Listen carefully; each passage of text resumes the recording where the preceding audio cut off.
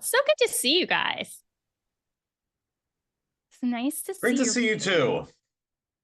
I'm like, now this is what happens when I get into launch mode. We're about to launch the marketing intensive and it's a ton of work. And so my avoidance kicks in by wanting to do all the things for everywhere else. So I'm like, let's have marketing intensive parties. Let's have step-by-step gatherings.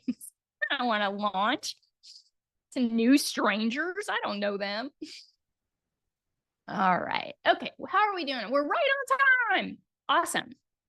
All right. So somehow I ended up creating like a 30-page freaking document to prepare for this. So I will share that with you. We're not going to go through it word by word because I want to be able to give you like direct and specific feedback on what you need to do in your business. But it's going to be a kick-ass resource. And I think I'm going to record it. I'm looking over here because I'm trying to get you guys on gallery mode. There we go. I think I'm going to record it and pop it into the course, like as a standalone, what to do 3 months, 6 months, 9 months out to check what's working, what's not working in your marketing. But for today, and I will go through some of it because it's pretty badass. Today, I want to know where things are in your marketing. We're going to start in the comments. We're going to move to having actual discussion. But let's start in the comments about where you're at with your client load.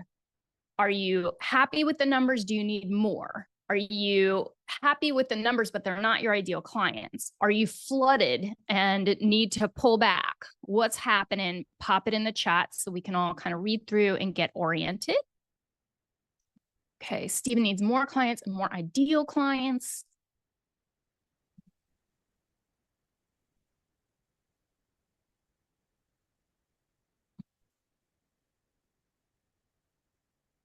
Summertime lull. Yep.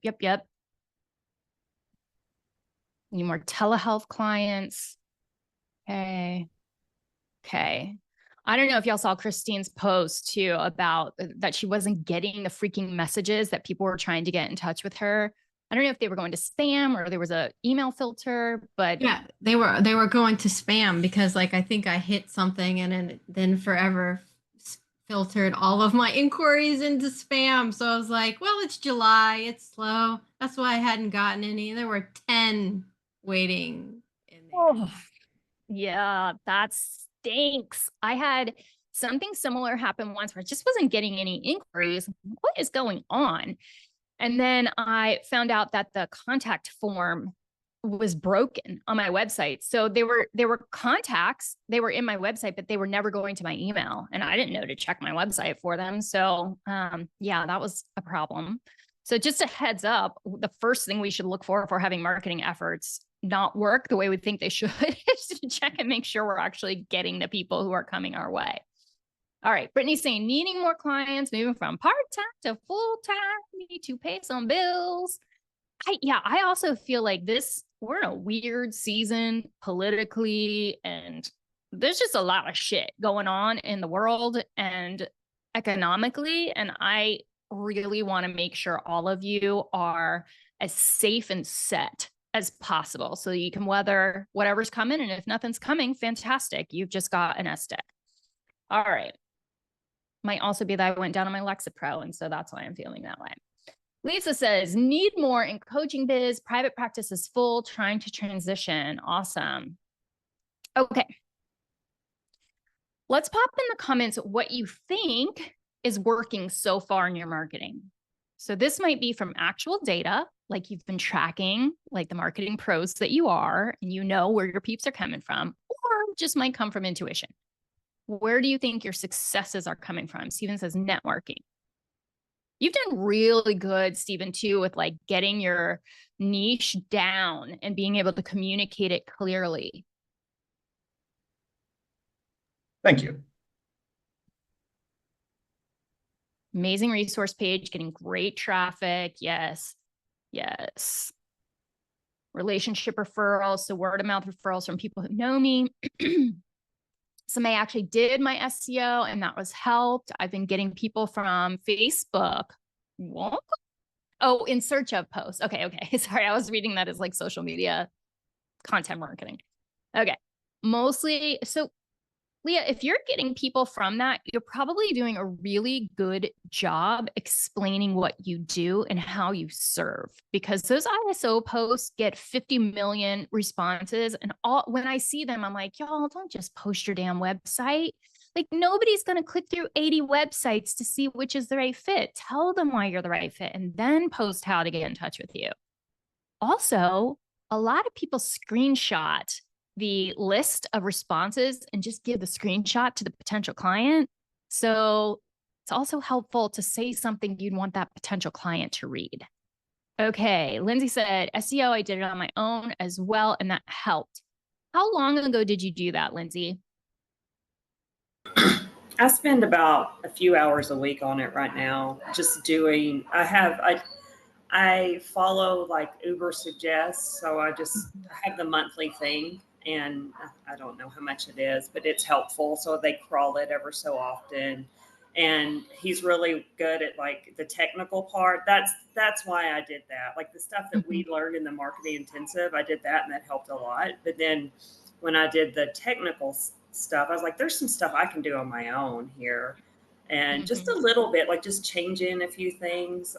So I'm still learning that part. Like I have to go back. It takes a long time, but that seemed to help a lot. Like just changing your URL and just some things I never thought about, putting things on your pictures. So that helped a lot. The alt text. Yeah, the alt text, just little tweaks. And then, so all my inquiries are, I'm like, how did you find me? And they're like, I just Google postpartum therapist near me or postpartum therapist in San Angelo. And, that's pretty easy to get. But I wasn't even popping up for that before I did that little technical stuff.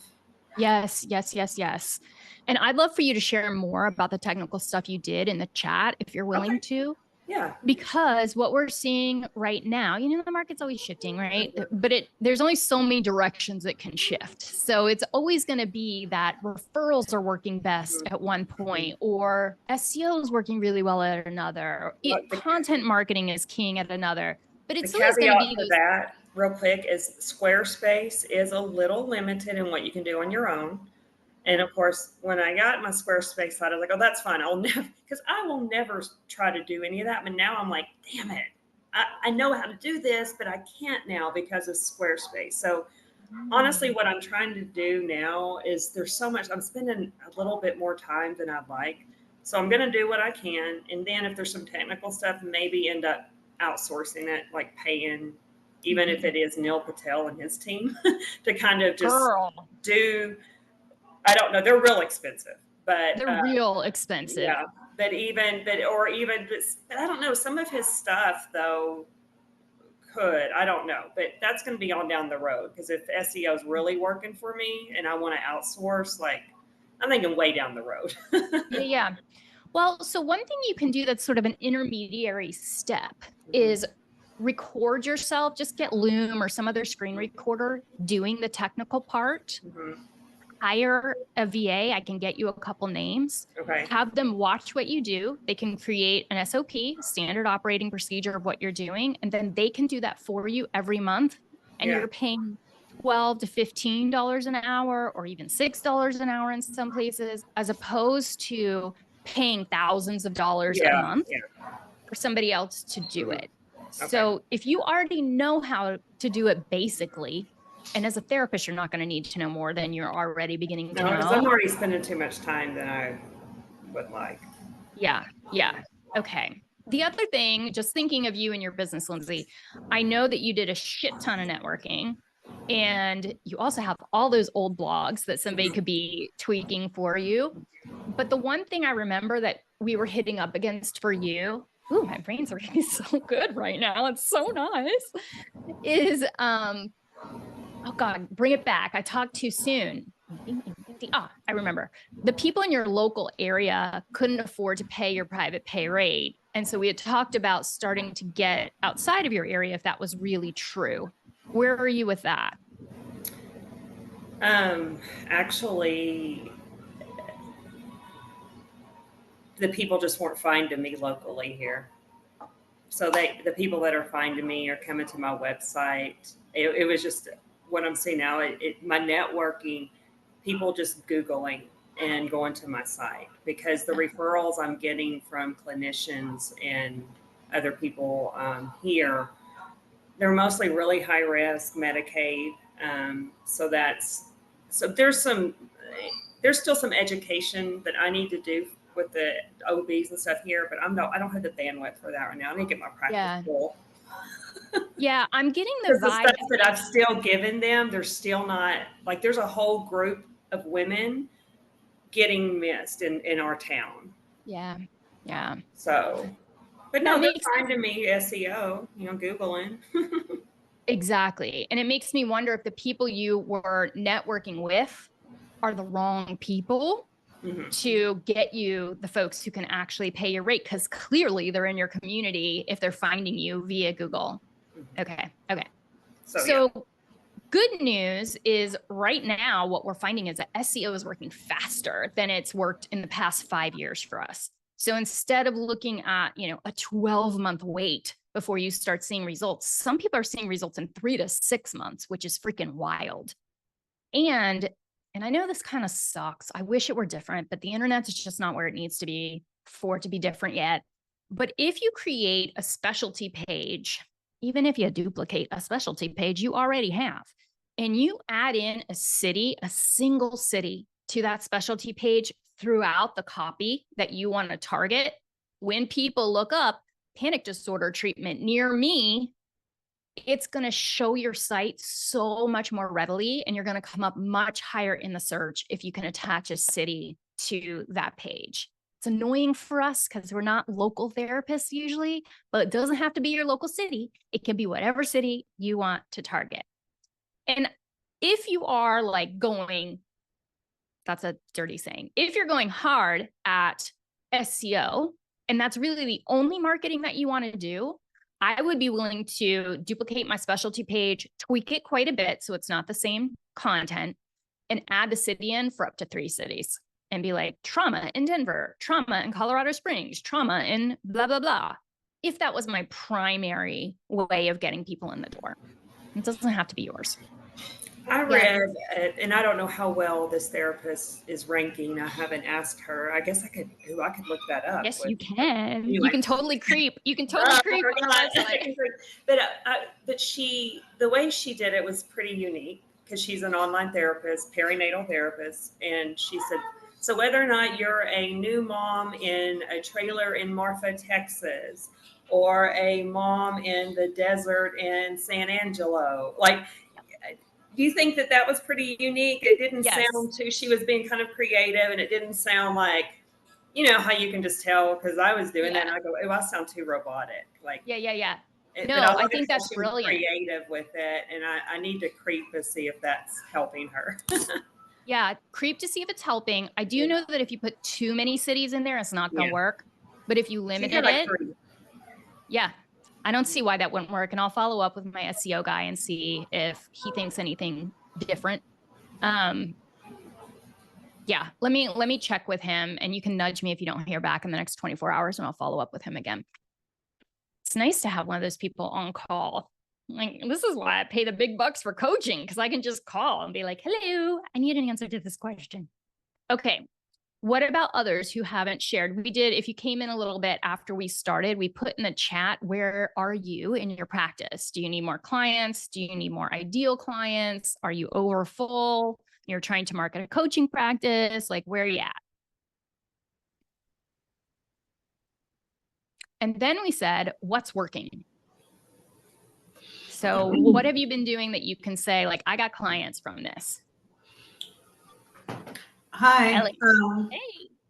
I always need more clients. I love being a therapist, but I think I want to kind of move towards coaching or having workshops, because I can only see so many clients. So what I want to do is start blogging, but I don't think I should blog if I'm trying to build a coaching thing, I probably need a different website, right, than for my counseling practice. Did you see my unconscious eye roll? That depends. So remember that every page ranks separately. So you don't need it in terms of SEO. You may need it in terms of your professional ethics body or your state regulations. And by need, I mean like a really conservative, a medium conservative therapist would have a separate site. That's a big old question that lots of people have. How much do I need to separate out my coaching and my therapy? And it depends on a lot of factors that are too big to get into today, but we can talk more about it. If other people are interested in coaching, we can have another session and talk about that. It's not any easier to market. So it's the exact same marketing strategy. So if you're thinking like, oh, it's going to be easier to get clients, that's a big fat lie. It's the same as hard. It's the same difference. Okay. Laura Lynn's here to learn and observe. Maria says, trying to get more clients on my new high rate. I made a connection with another couples therapist on a listserv who's referred to me multiple people from a high.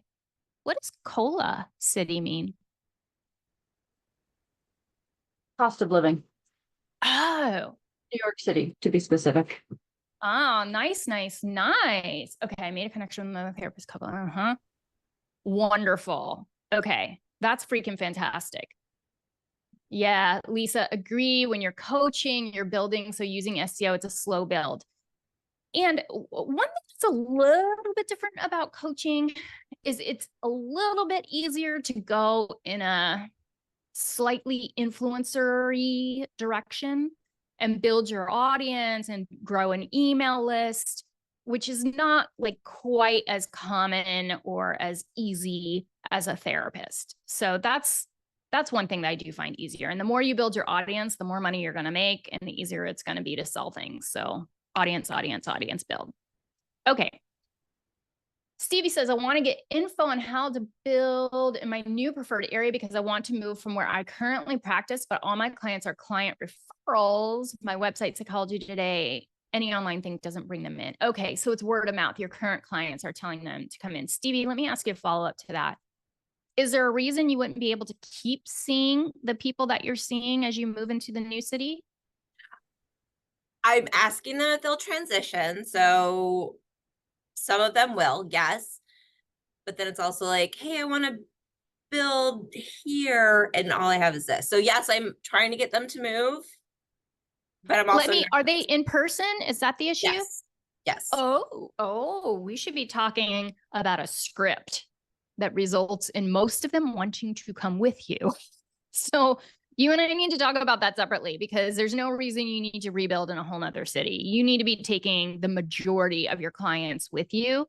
And the people that I've coached through this, the majority of their clients come with, like 80+% ended up coming with them, even if it's in person to online. So that will be, that we can discuss that too.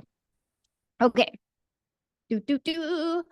Brittany says, what I'm wanting to market is a therapist-led book group reading on IFS. I built a page on my website and have dropped it into a couple of Facebook groups, but I need to market it further in hopes of starting a group on September 6th. That's right around the corner. Okay. So you're wanting therapists to read with you, or are you wanting like potential client-y people to be going through the book with you?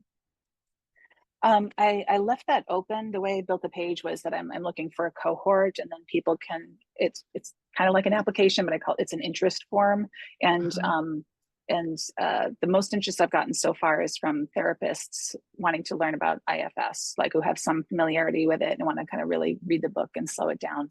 And so that's what I'm thinking, that maybe marketing more to therapists right now to try to get this group launched. Yeah, would be good. But I also at some point think a group for clients who are receiving IFS therapy to do this in addition to. So it's not a therapy group; it's somewhere in between. So that I don't have to worry about licensing stuff, more coaching, psychoed type of stuff. Yeah, so, even like a membership with a group call would be super cool. Say that again. A membership with a group call. Yeah, having a membership where you had all of the information in there, but then having a live group coaching call / you could call it a workshop or reading group or whatever. Like the membership could even just have prompt. Sorry, I'm going off on a tangent. You know how I roll with side hustle. I know. Ideas. That's what I'm here for, my friend. In the short run, though, to get that started on September 6th, I'd be blasting the hell out of all of the Facebook groups that have a Marketing Monday. I'd be dropping the link in all those Marketing Mondays. And if allowed, I might drop it multiple times because it tends to be that the only people who see the buried. link are the ones that post right after you. So right. I put it in tip on Monday and it got buried immediately. So I asked a couple of my friends to comment on it so they would try to raise it up a little bit. But and today is a IFS enthusiast. There's an IFS group that I'm going to drop it into today. Wonderful. So, yeah. Okay. Multiple times.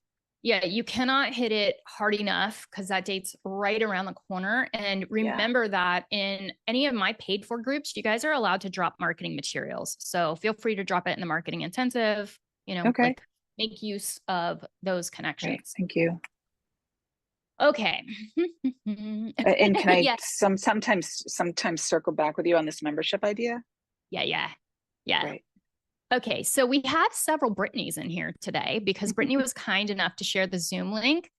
I don't know what'll happen if you try to rename yourself, but feel free to try to do that. So when the comments come through, I know who they're actually coming from. If it doesn't work, it's not a big deal.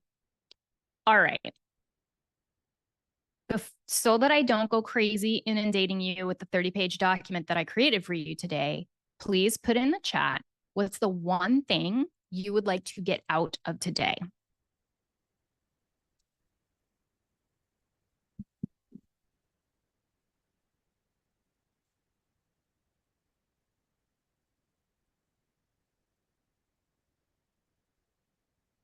Stephen, how to break through my resistance to online marketing.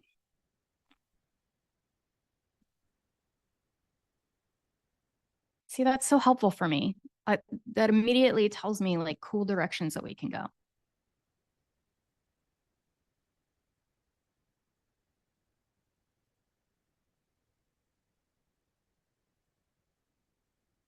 Ideas to improve my resource page to convert more clients that way. Yeah, because you're getting crazy good hits on there.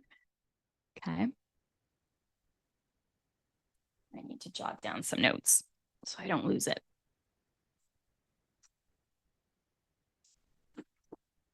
Anything that helps bring in clients, how to market to various states. Okay. How to get started with online marketing. Okay. Okay, resistance. Stephen, while everybody else is still typing in, can you talk us through what you mean when you say your resistance to online marketing? I view commercials as skeezy. And I've been watching a lot of YouTube, and that stupid native hair thing. I keep on seeing the same ads and ruin Ziffer, but this native person who keeps on trying to sell me shampoo and conditioner for some reason, I don't know what the algorithm is doing. Anyway, besides the ads, which I just view as skeezy, it really seems like a social anxiety thing, but transferred to digital form. There's something about being seen on a camera that kills me. Yep. I relate more than I would like to. Okay, I'm going to keep taking notes.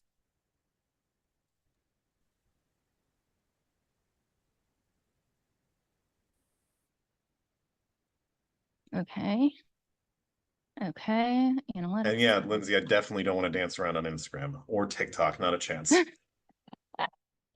No dancing. I mean, sometimes it's fun, but then I'm like, okay, no, like I don't like, I'm not ready to go there yet. I was making these cute reels, but it just, I don't know. It was helping with my networking because I was reaching out to other therapists, but then I just got tired of it because some days I just couldn't fake it.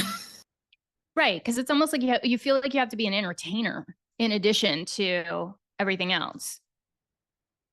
Some days I just need to stay off video and off social. I don't need to type. I don't need to write. I just need to.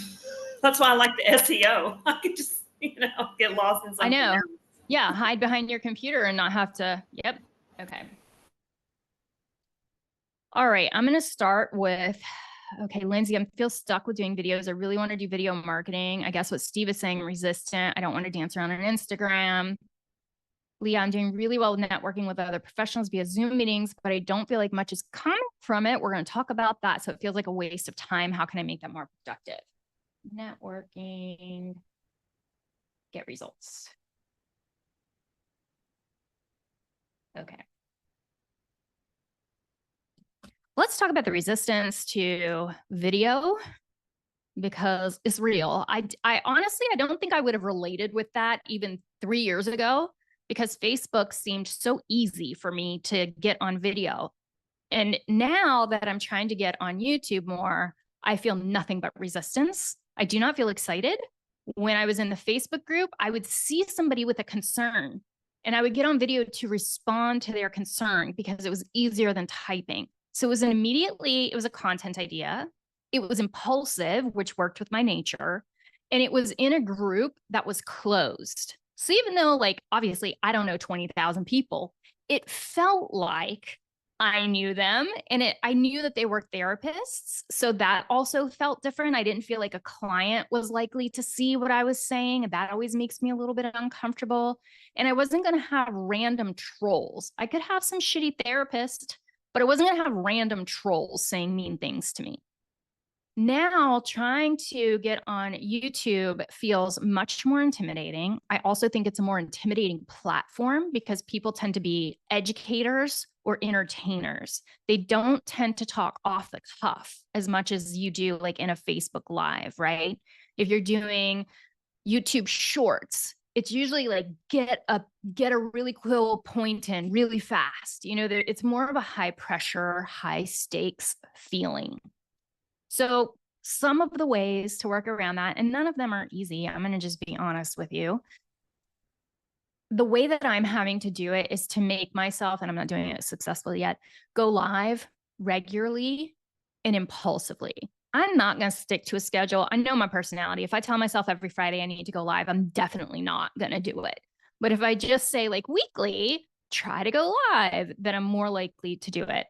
And if I jot down some things that people are saying in the Facebook group that have me like, you know, concerned or excited, then I try to do it right then, as if I was making a live for the Facebook group. So if you think about this in terms of clients, if you come out of a therapy session and you're like, yeah, I've got to make this video for my client to go over the deep breathing that we just did, go ahead and jump and do it. And I lie to myself and I say, let me do it live real quick so I can send it to them. And then I can always clean it up later and make it fancy pants. I'm never going to go in and clean it up later and make it fancy pants, but just in case, right? Because that makes me put it out there.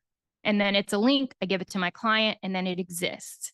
And later, I theoretically could go in and clean it up and make it punchy and put graphics on it and all that shit, but I don't have to. It's easier for me to go live with 3 Post-its that say these are the 3 points that I want to remember to make than it is to like make a script. I'm not good at scripts. How many of you would prefer to have Post-its, hands up, versus a script? How many of you would prefer a script? Okay. If you're the person that prefers a script, you can get something called a word finding difficult teleprompter, and it will play. You can see your face and it'll play in front of your face as you're recording. They're free ones, just Google. And that way you can actually like look like you're looking in the camera, and you make it narrow so it doesn't look like your eyes are doing this number. And then you can just throw it up. Okay. Ellen, learning how to do the videos, it does not matter whether you use your phone or your laptop or special camera. I would just get started with the practice of doing it. And then through the practice, you're going to learn what matters to you. So I find that, you know, things like the camera doesn't really matter to me. The editing software, when I use it, does, because it damn well needs to be easy or I'm not going to edit it. So I use something like Descript or one of those programs to make it super, super simple. Yeah. And if you're super introverted and you're uncomfortable with being seen, you don't have to do video. So part of today is going to be about figuring out which strategies you're kicking to the curb and you're just not going to do. Everybody doesn't need to do video. But for some of you, and I think Stephen might be one of those people, you have a very compelling niche. Your niche is so specific and it's such an underserved population, angry men. And it's such a needed service that like I feel compelled to nudge you to do it anyway, even though you're not super comfortable with it. Even if all you do is record on your phone and you don't put it up. Record it on your phone, and then you can just get the practice of recording it on your phone. If one goes really well, you'll put it up. But there's also going to be a cost to you. So let's just be honest, right? Some people are going to be assholes. That's just how it's going to go. If you are hitting enough people, statistically, somebody's going to be an asshole. That's kind of like shows you like, I made it, like I've hit enough people that somebody was an asshole to me. And you can actually, maybe you can use that to your advantage. Yeah. To you. The angry for people sure. Commenting. Exactly. And you might be like, hey, thanks for feeding the algorithm for me, because YouTube doesn't know whether it's a nice comment or an asshole comment. It just knows like, ooh, we got a comment on this video, And you can use my services, clearly. Exactly. Yeah. Yeah. That's wonderful. Thank you. And yes, when I'm talking about angry men, it's like I now need to market specifically towards people who leave angry comments in YouTube video comment sections. That'd be awesome. Yes, that would be amazing. And then you could always link back to that video anytime somebody did it. You'd be like, you know what? This might be helpful to you. Thank you. You could prescribe the symptom. Okay, leave your angriest comments below. That's awesome. Yes. So good. Or telling people if they see angry comments on anything to link this video. Because I've seen someone, it was a simple news story and somebody went off on all this stuff and someone's like, dude, seek therapy, But like, it just as a tool, maybe it's something you could do, like somebody sent this video to you because they're concerned. Yeah. So, or feel like you could use some skill in a way that they would hear it, but I think, to think about how many angry posts people are going to see, and like, this can be a tool you're giving people to. That's cool. I love that. I love that so much. I think sometimes too, this is a little deep, but for me, sometimes I'm less inclined to post videos when I'm not feeling really centered in my values or intentions. So if I'm getting caught in a period of like, oh, we didn't make enough money this month, or, like I need to get 2 coaching clients or whatever that kind of crap is, that makes me even less likely to post, because I feel like if somebody calls me out and it's like, you're being salesy or you're being slimy, it's going to be a major trigger. Whereas when I'm super centered and I'm like, listen, I'm being of service and I also have to get paid. That's just how it's going to work. When I'm really in that place, they can say stuff and it doesn't bother me as much. It's a millennial element, but it doesn't bother me as much. Yeah, I think thank you all for the suggestions. This has been wonderful, and you're like in my brain. It's so good. But yeah, that's definitely that. I definitely find some resistance to being seen as a used car salesman. And as you said, just remember the value of mentorship rather than, trying to be a merchant, or at least they can work together. Yeah, there was somebody, I want to give her credit. It was Maggie Dickens. She said to me the other day, she's like, remember that you're not a guru, you're a helper. And if I make sure that I'm coming from that mindset, don't be a guru, be a helper. Like, acknowledge, like, I don't know all the shit. I'm telling you what I think right now. In 2 years, I may have new knowledge. I may think something different, or somebody might put something in the comments that evolves my way of thinking. Y'all, I'm a human. I do not know all the things. I'm telling you what I think right now. Take it, leave it, you apply your own wisdom. I think, like, if I can remind myself, in fact, I should put a Post-it note on my computer, like, don't be a guru. That's a dangerous place to step into. Be a helper and know that you don't know all the things. That's okay. Can I add one more thing? Yeah. And maybe another reframing, Stephen, I've never met you before. I've never seen your face before. I've never seen you on video before. But you have a very approachable presence. And by recording some sort of video, that would help somebody who's considering your services really kind of see your face, hear your voice, and develop an already sense of comfort in potentially making that purchase, of joining, seeking your services. So, thank you. Yeah, you're welcome. And the rest of us really need you to do the work with angry men. Know what I'm saying? Like that would be I feel super you, helpful to everybody, to them, to everybody. I'll be sending it to my clients to send to their spouses in a great way. Yeah. It's needed. It really is. Send them all to me. Thank you.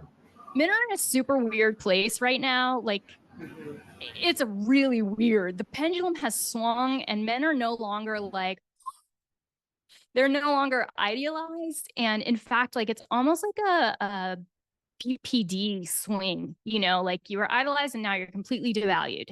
So imagine like the ego hit and having to try to accommodate for that. It's important work. All right. Anything else about this topic, about visibility and comfort or hesitation? And remember, you don't have to do video. Yeah, Stevie. How do you use the videos like you guys are talking about? It's great videos. How?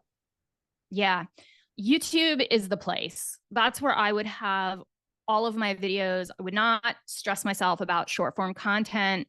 If you feel like making short little videos from your bigger video, and I'm talking like a 7 to 15 minute video max, that's cool. You can do that, but you don't have to do that. The YouTube is like it's the short and long game all in one. And I want to do as little extra work as I possibly can. YouTube is a search engine as well as being social media.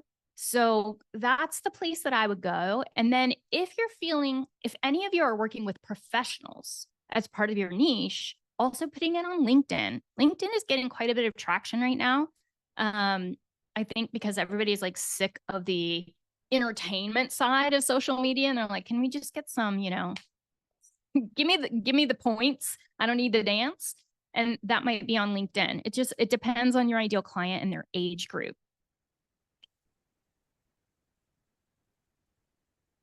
Okay. And remember in the course, we have the formatting that you can use if you're going to make videos, like the structure of what should go where in your videos.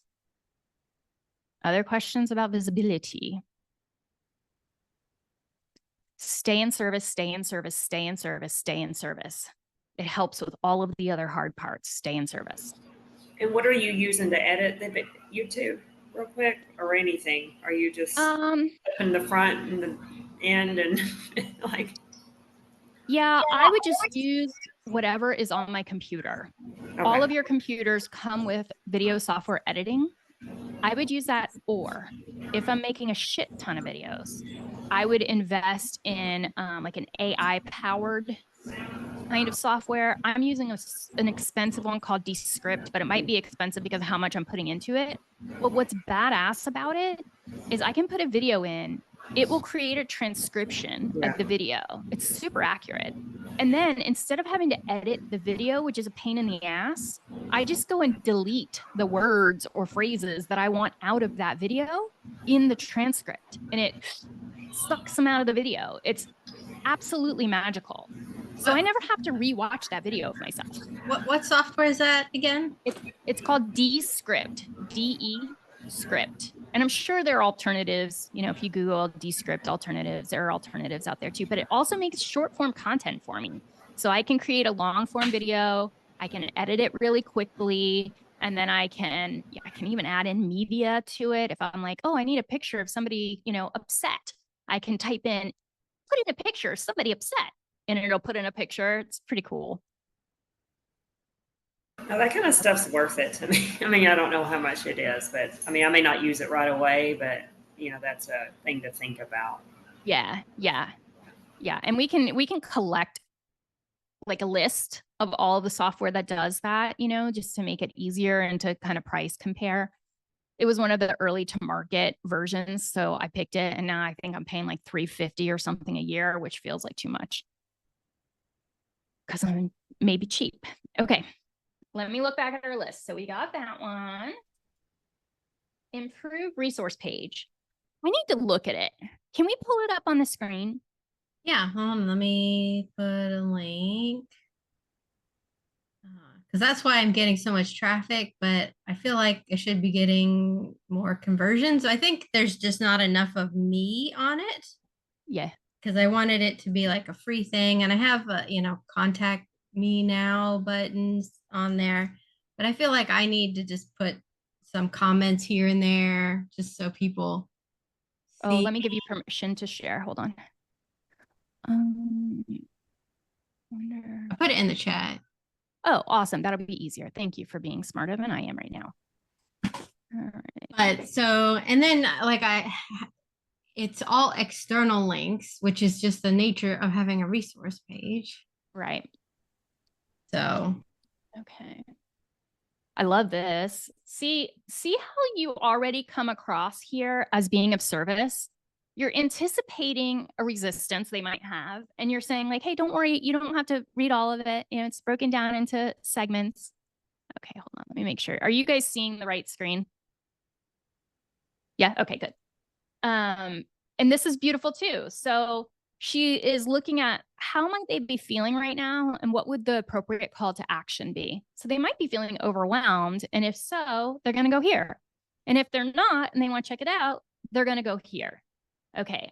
This is formatted beautifully. Absolutely beautiful. Okay. I got an easy fix for you. Yeah. All right. So each of these blocks that you provide treatment or service for, I would add some content right under it that says, I'm going to click for a second. Hold on. All right. I would grab this copy and then tweak it a little bit and put it under that chunk about autism and say, if you've tried the self-help books, blah, blah, blah, blah, blah, and you need some help, click here. And it could either be to schedule a free consultation, or you can send them over to your specialty page about it. But give them a hook of like, I get it. I treat this so long as you're in these states, and you can schedule a free consult with me here. Okay. I would add that under every block that you, where we go, here we go. Click. The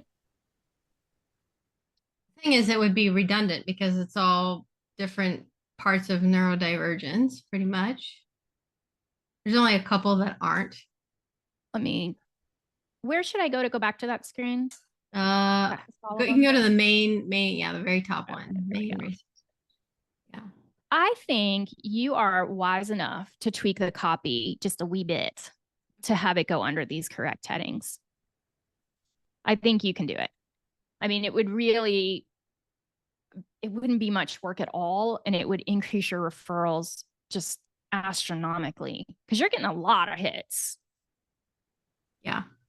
And you could also put it just under the ones that you're extra passionate about, or okay, these are not in alphabetical order.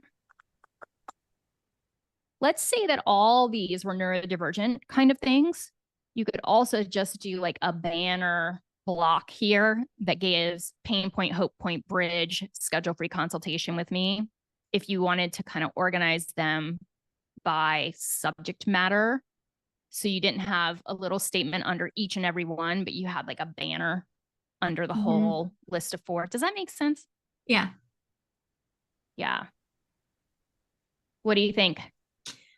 Yeah, the only thing is my concern, I think kind of connected to Steven's, is like, I don't want to be too salesy. Like, I really want this to be service, and so many therapists are like, this is so giving of you. And so I don't want it to be such a marketing, you know?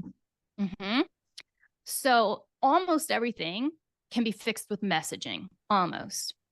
So we know that you're not a crappy human being. So it can be saved with messaging. So the messaging might be like, I know you're here for free resources. You might also be here because you've been thinking about getting in therapy. here are some tips to find a good therapist to help you with issues related to neurodivergence. And if you're in one of these states where I practice therapy, you can always meet with me personally in a free consultation, and I'll guide you a little bit more to see if therapy is the next right fit for you. If therapy with me or somebody that I can recommend to you is the right fit for you, click here to schedule that free consultation. Does that feel softer? Yeah, but it's not true because how come? Because I'm super picky with my consults and I like super screen who I actually will see. Okay. So while that would be a wonderful thing of service, but I hate rejecting clients. So I only do consults with people who I already pre-screen and feel like it's a good fit. Okay. So let's think through how we could do that. How do you screen them? Just like experience with therapy. Just like they fill something out. Yes. Yeah. In my contact page. Okay. Okay. Yeah. So that's the other thing is I also acknowledge there are a lot of people who come to my site who aren't good fits, and that's fine. They can keep walking. Yeah. Yeah. You know? Okay. Would they be able to tell they were a good fit if they visited your specialty page? They should be able to tell. Just also, like, if you look, those are all pet pictures. Right. You know, and if you go on things and then like if you go click on any of the other pictures, just the vibe of it, I think too, because that's what I get, you know, I love. Yeah. So yeah. So then maybe we need a different call to action to take them from the resource page, not necessarily to the schedule now, but to the specialty page. Yeah. To a specialty page. Yeah. And you can say directly, you know, I'm a therapist. I treat some of these issues. I can't tell from you reading my website if what you need is therapy or if what you need is me as a therapist, but you might be able to tell, visit this specialty page, learn a little bit more about my approach. And then if it feels like a good fit, we can talk together in a free consultation to confirm it. Good. Yeah, I like that. Because you're right, you're not on that page. So people could land, if they're going only to that page, and they are, because that's the primary place you're getting traffic, they might think that it's like some big corporation that you just put together a resource page. They don't even know that you offer therapy. Right. So yeah. You know, Christine, prepare yourself because you're about to be over full. If you make any small tweak to that leads them to either a free consult or a specialty page, that traffic, you got high traffic. You're gonna be like, yeah, I mean, that's the thing. Calling me. It's like with the traffic, it's like I feel like I should be over full. So it's just doing some tweaks. And you're still being helpful, because I just wanted to share with you, I've had some friends that are losing their pets, and there is nothing out there really. And so I'm sending that specific thing. I'm like, hey, this is a colleague, a friend of mine. And, you know, I'm not saying go to therapy for it, because some of these people aren't interested in therapy. They're just losing their pet. And so even with, you're still being helpful, but yeah, you need to, because otherwise we wouldn't know that it's a therapy place, right? Yeah. But you're still going to be of service by just us sharing, because every time a friend's going, like right now, she's, you know, their dog's on hospice and we have a date set in a month, and we're kind of helping her plan for that, you know, because she can't imagine her life without her pet. But your stuff has been so helpful for me too. Like, how do I do this? Wonderful. Because honestly, some of them have felt weird because I've lost a child, like a human child, and and they're like, felt weird to cry to me about it. And I'm like, oh gosh, no, like I know how that, does that make sense? So I just wanted to say thank you for that. That's been, you're being of service. Thank you. I appreciate it. That's when like the visibility fears dissipate, when you hear directly from someone that what you're doing has been helpful. It makes that visibility stuff at least go away for a little bit. Yeah. For creeps back in. Yeah. Okay. Awesome. I'm looking at my list. On the pet front, one of my clients recently, she's a veterinarian, and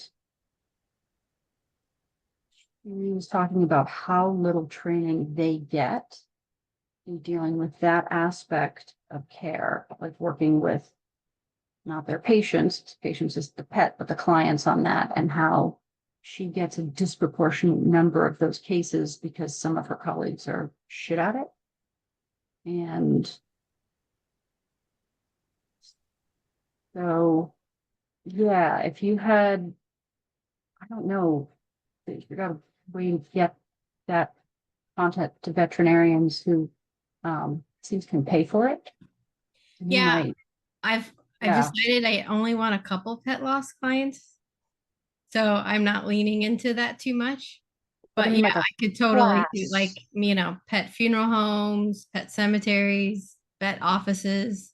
There's tons of Mhm. possibilities, but I'm Yeah, if you being had super picky, which is, nice if that you you had, like, can be. online webinar for veterinarians. That would be amazing. Like pre-recorded, they can buy it, have the training. That I'm also thinking, like, if you have, just to give you more work to do, Christine, if you wanted to create like a 8-week bereavement program with like a 4-week anticipatory section that they could add on, my dogs are both in hospice care right now as well. That, like, and the content could just drip out to them. It's all pre-recorded or pre-written, whatever. Dude, I'd drop $100 on that or more real quick. Be like, give me some structure to my pain. Like, tell me what I need to do every day to be able to work through this so that I can actually function in my life. Yeah. Side hustleville. Okay. How to market across states for SCS. So to be super direct, if you're going to market across states, which why wouldn't you? And you're going to do it via SEO, the way that you're going to do it is pick a city, up to 3 cities, and you're going to target market those. And by target market, I mean put those zip codes into your Psychology Today profile or whatever directories you use, add them into your copy on your specialty pages. Remember headers, subheaders, the alt text that describes the pictures, and in your footer. The only way to win the SEO game right now is connecting it to geography or doing something like what Christine has done, is having this massive, amazing resource list to bring traffic in. Or if you have like the authoritative blog post on X subject, that blog post would be shared across states. But for most of us, you're going to have to target a specific location. That's how the across state game is won right now with SEO. Can you repeat the places that you sneak that in? You said like alt text for Yes. pictures. Headers, subheaders, alt text, which is just the description of the picture on the back end. And y'all put your name in there in the alt text. So when you're saying like, this is a picture of a couple sitting for therapy with a professional like Dr. Penna, la, la, la, la, la, la, like put your name in there. In Calgary, whatever, let's get the name and the city. We're just, we're not trying to be like overly assholey here, but we do need to have some keywords in there. Don't keyword stuff. Don't be obnoxious, but put some stuff in there to get found. And then in your footer, Sherry, your footer repeats on every page. So if you're creating pages that are going to target different areas of the country, you can't put it in the footer because that'll get confusing. But if you're only targeting 3 places across the entirety of your website, you can put those 3 cities in your footer and then it'll repeat on every page. Okay. And ghost pages work this way too, right? Is that correct? I don't even know what a ghost page is. What is that? My web person told me about this. You can have a page that is visible to Google, but public can't get there unless you give them a specific URL to put that out there. Like, so it could have a whole Indiana, da, da, da, da, but like, yes, people can't see it, and it works for SEO. Like, you need a password to get into it, but nobody has a password. No, it's like you have to get into it. You have to have a specific link or something like that. Yeah, it's almost like if you make a YouTube video and you can have it either set to private where nobody can see it, unlisted where only the people you give the link to can see it, or public. Same thing. So I've always heard them called hidden pages. So now we know a new word, ghost pages. Yeah, that's a fun way to, that way it's not like overwhelming your audience by saying, oh my gosh, this person has like 80 pages on their website. It's hidden. But if somebody can find it with the link, but Google is also like, hello, they're helping people in Indiana. Let's send people to this page. Cool. All right. I want to make sure that we're talking about all the areas. Okay. I'm going to get into analytics pretty deep in just a second. How to start online marketing. Who asked that and what were you thinking of specifically?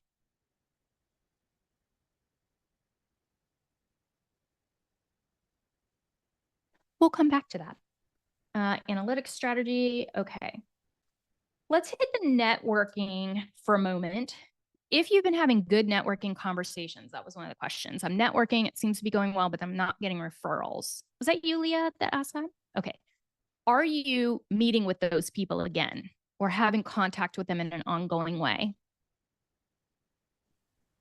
So yes and no. I try really hard to check back in with people, but I also really don't want to be a nuisance. So it's a fine balance. But to answer your question, I'm definitely speaking, like doing these Zoom meetings with way more people than I'm actually following up with. Okay. So if you cold call people you don't know, remember, it used to be 1 in 10, but now it's like 1 in 12 are going to get back in touch with you. And then when you chat with them, so whether you're having a video call or a phone call or a deeper email interaction, okay, whatever that happens to be, you have to follow up because they've already, unless it didn't go well and you're like, I can't stand this person, I never referred to them, right? Let them go. But otherwise, no, don't say that too strongly, Amber. Almost no one will refer to you based on a one-time meeting. We are inundated with exposure to human beings.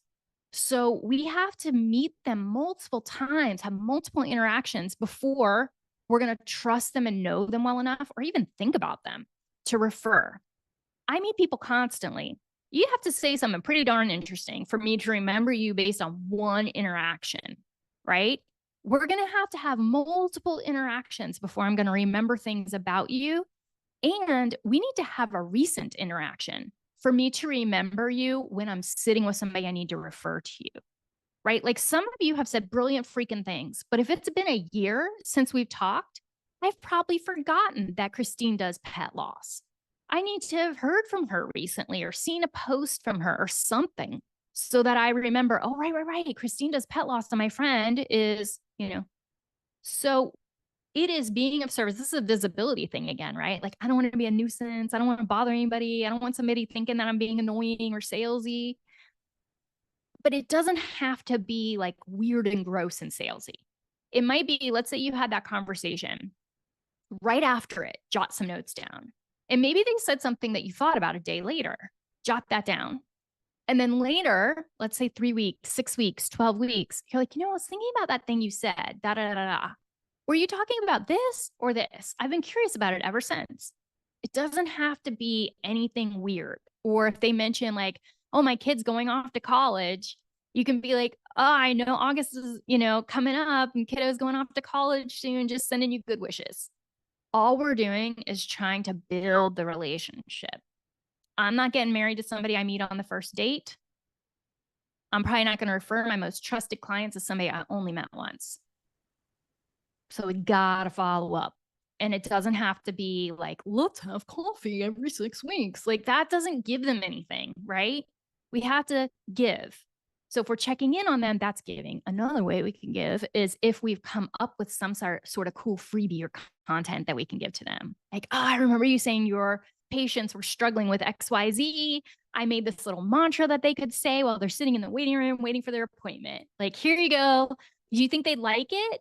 And then they have to respond. And then they say, yeah, I think they'd like it. And you'd be like, oh my God, cool. Give me your physical address and I'll get some made and send them to your office. Then you can follow up later and be like, hey, did they arrive to your office? How's it going? What would you say I should tweak? I can make some new ones in the new season. That's all we're doing. That's it. Now, you cannot do this with 15 freaking people. You will lose your mind. So we want to like get those cold outreaches, and then some tiny little percentage will follow up. And then we're going to follow up with as many of them as we can once. And if we get any sort of warm response back, they get on the I'm going to follow up again list. I'm probably not, if I'm getting no replies from anybody, I'm going to keep following up. But if I'm getting some replies from some people, lowest hanging fruit, I'm going with that. I have this terrible analogy, but I'm going to share it. So don't ask me why, but I read Holly Madison's autobiography over the last several days. She was one of the girls next door, Hugh Hefner's girlfriend. She was the #1 girlfriend. I don't know why I was reading it. Don't judge me. It wasn't good. I don't recommend it, but it was, you know, it was fluffy. What Hugh Hefner would do when people showed up to his parties is he would have somebody take a Polaroid of each new girl that showed up at the party. And then he would sit in his little room and he would organize them into 3 piles, A, B, and C. A was super hot, always invite this person to the mansion parties. B was like pretty hot. If we don't have enough people, you know, like definitely put them on the rotation. My phone is talking to me. And C was like, only if we're in dire circumstances and nobody's coming, invite this person, right? It's like super shitty. But when you meet with your people, you could put them into 3 piles. A, I freaking love this person and I would love to have like a little therapy romance with them. You know what I'm saying? Don't be gross. B, I mean, B. And C, no chance in hell. And then just keep those little index cards on your desk. Rotate through. You can even keep notes on the back of it. Does that feel okay? Doable? They are your quickest way to get clients. Quickest way. Or you'll meet a really good friend. Like I have one that I've been dating, like therapist date. And we're actually, it's been a year, but how I started was the coffee. Then I was like, man, we both really like, I really like this person. And then I started, you know, there's this little thing called pebbling.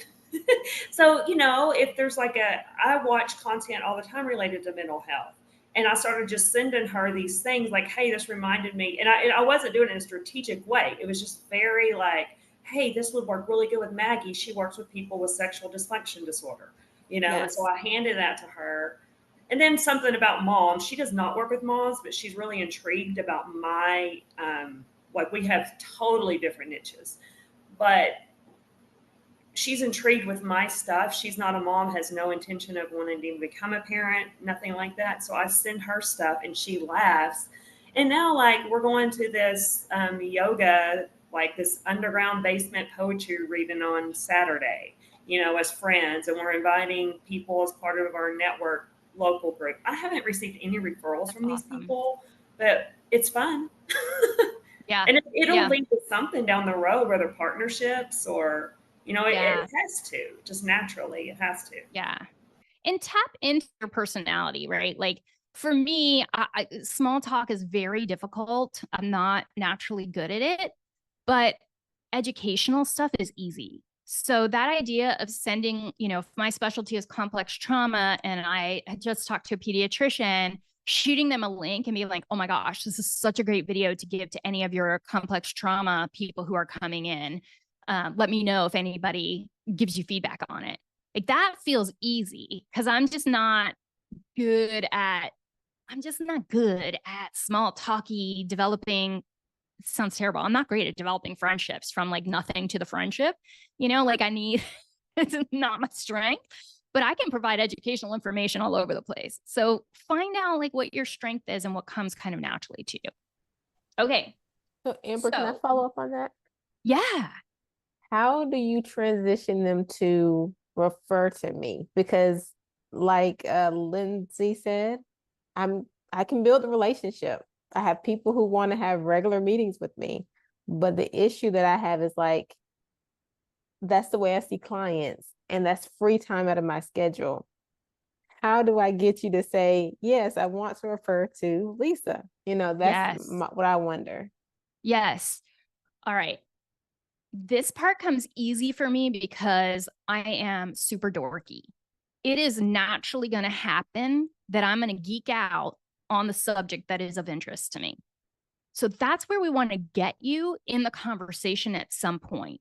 So if you can get them saying something about like, oh man, I love it when, people come in with X, Y, and Z complaint and you can be like, oh my gosh, I cannot, that is not my jam. But when people come in with blah, blah, blah, I can't even control my excitement.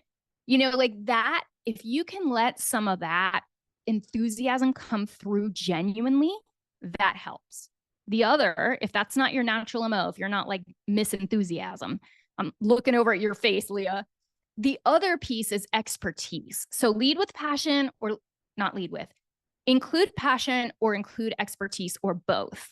So if they're talking about some person they had, do you get the idea that you need to get them talking about their work? If they're talking about some issue with the person that they had, being able to say like, would you be open to me sharing with you some of the things that I've been learning about blah, blah, blah?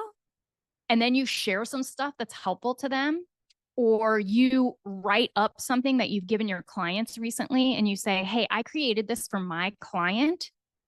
I'm going to send you a link to it so you can give it to anybody that you think it might be helpful for. So we're just highlighting our expertise without looking like we're highlighting our expertise. And I might even, let's say that I'm sending them a link to something. Like I've shared in my group a workbook that I created for complex trauma. Like I shared it in our OTG group. But that wasn't enough as hyperachiever. So I was like, let me do a little Loom video walking y'all through this workbook so you can use it really well. And I was really doing it to be controlling because I wanted them to use it how I wanted them to use it. But what it looked like was that I was an expert on the subject matter. And it resulted in people being like, oh, Amber knows what she's talking about with this. And they referred clients to me. So we have to, it isn't just, and maybe that's why I'm like maybe a little naturally good at it, because I'm not good at small talk. So it doesn't turn into like us just chilling together. Instead, it's always going to slide into either passion or me rambling on about something that I know a lot about. So if you can sneak those into the conversation naturally, you're going to be gold. And I guess I shouldn't have said they didn't result in referrals. That's wrong. It hasn't resulted in clients. It's resulted in them, sorry about that. It's resulted in them referring people like their friends, like not people that have come to them for therapy, but certain people have reached out, said, hey, I'm friends with so-and-so, and she said you specialize in this. We didn't result in clients, but I did because they needed to use their insurance, but I also, I was able to point them in the right direction. So that's awesome. That's awesome. Also, free consultations, even when you turn them away, often result in referrals. If you did a really jam up job demonstrating empathy, helping them understand themselves, offering a useful step, these are the next steps forward. Even if you're not their person, I've had multiple people end up referring somebody else to me who I didn't see them in the free consult. All right, I'm gonna walk you guys through a little roadmap to auditing what's working and not working in your marketing. After we're done, my aspirational self plans to go through and edit this, make it shorter, etc. But right now it's long, so that's what you're going to say. Okay. Make sure it's showing us. Okay, so this is all about perfecting your marketing strategy. I'm not teaching you new stuff. You already know everything you need to know from the course, or you can go back and revisit it. This is all about checking the health of your marketing, letting go of things that either aren't working or just you freaking hate, doubling down on what is working, and tweaking what could be working but maybe isn't working as perfectly yet. So we're going to talk a little bit about that networking stuff when it's, well, how come it's not working? Even though it should be. We're going to go through each of those. So you already know like how to make a copy. This is the outline. Let's just get straight up into it. Okay. How do you know? Some of you are like full or foolish. How do you know if it's going to stay that way? The way that you know that is through the formula that I taught you in the free training series before you joined the marketing intensive. So I included it here for you again. All you'll have to know to figure this out is how many clients you want to see weekly, how long your treatment tends to take on average. So is it a year? Is it 6 sessions? Is it 12? Is it 15? And how many weeks per year do you want to work? We're not going to get lost in minutia here. We're just going to get those 3 numbers. So don't start second guessing with like, well, what about no-shows? Don't do that. Let's just go with the basic formula. So the formula is here. We're not going to get into it right now. I'm going to let you look at this later. But all it is desired weekly client load. So let's say 12 times the number of working weeks in a year, which I said 48, divided by the average duration of treatment. I said 15. And when we do the math on that, that's telling me I need about 38 new clients a year. And how often do I need to get new clients in the door? If that's true, this is the formula for that. It's very simple. New clients needed per year divided by number of working weeks in a year. And we're going to round that up because we can't make people into fractions. So this is about 1 new client a week. So I just need 1 new client a week to be able to stay full. Does that make sense? Just generally make sense. If you know this, I'm seeing blank faces. Let me look at y'all. Does that make sense or do you have questions? I don't see head nods, so I need to hear. Okay. Rainey's like, my head's going to fall off. The reason that I included this is because I remember feeling when my practice was full, still very unsteady. Like, yeah, I'm full, but I don't know what I'm doing that's working. Like, I don't know how to know if I've got this handled or if this could drop off tomorrow. So if I know like, oh, I'm getting about a client every week into my practice, not a consultation, but a client every week into my practice, then I know that like everything's working as it should be working. And if that stops, then I need to go into this audit and see what's going on that's not working so I can fix things up. So we're going to go into the audit now. All right. So the shorter way to get there, if you don't want to do math, is just ask yourself, am I getting the number of referrals as quickly as I want them? So you can either do it with the formula or you can go with your gut. And you would just kind of know that during some seasons of the year, life is busier in terms of therapy. And so you would expect more than 1 a week, ending up being a new client during like the fall or the spring. And maybe 1 every other week or every 3 weeks during the summer, right? So we just kind of know that that tends to be the ebb and flow of practice. And then the follow-up question is, am I getting the right kind of clients? So am I getting enough? And are they the right kind? And the right kind are people that you feel in flow with and that can pay your rate, okay? So let's go into the audit caveat. Everything else that I'm going to coach you through is important. But if you don't have your Google My Business up to date, you are suffering some SEO consequences. Update that bad boy. Make sure that you have updated it. And if you can, if you're not full, go in there every month and tweak a little something. All we're trying to do is show Google, like, we love you, Google. Please keep sending people our way. You're our friend. That's all we're doing. We're having a relationship with Google. We're checking in on it every month. You could add a blog. You could just add a period. You could change a sentence. It doesn't matter what you do. We're just letting Google know that you want to have a relationship with Google. Okay? You got to call Google back sometimes. You can't just ghost Google. And we know that Google wants to share your stuff more, the more reviews you have. And since we cannot, most of us, choose not to solicit testimonials from clients, I would be asking my peers. If you can't remember how to ask your peers, it's in the course with a script, all the good things. We want you to have reviews.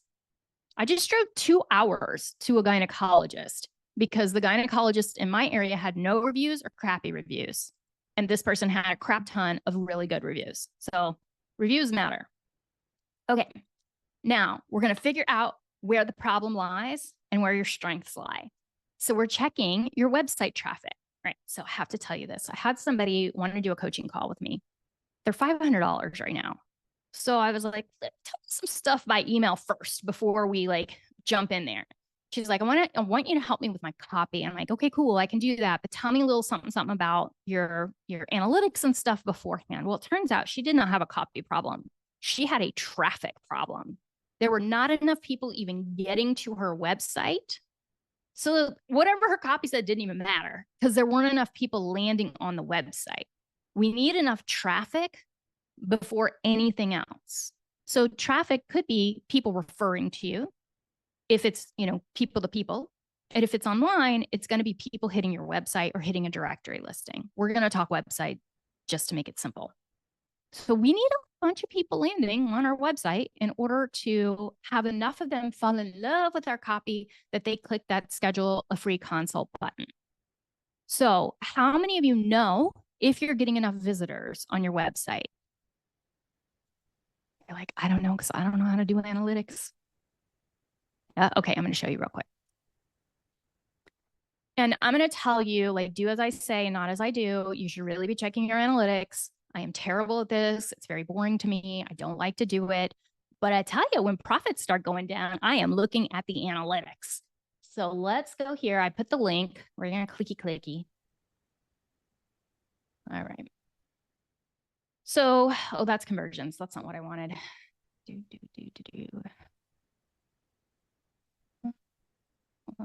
Hold on. Well, we can do this too. It's related. So when people land on your website, you're going to see about 2 to 5% of them schedule a free consultation. That's what we're looking for. 2 to 5% will schedule a consultation.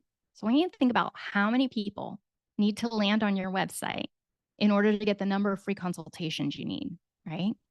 So let's say, I'm not going to be able to do this math off the top of my head, but let's say that I wanted a new client every single week. Let's say that I was converting from the free consultation at 100% just to make for easy math. Okay, we following? So that means that I need to have a new consultation every single week.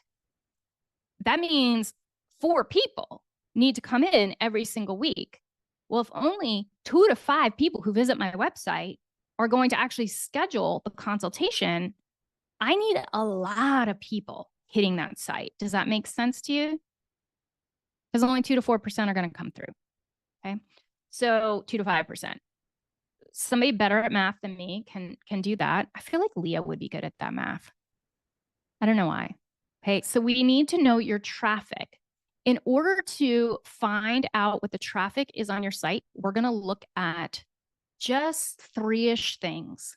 On the back end of your website, whether it's Squarespace or WordPress or Wix, you go into the settings and there's a place that says analytics.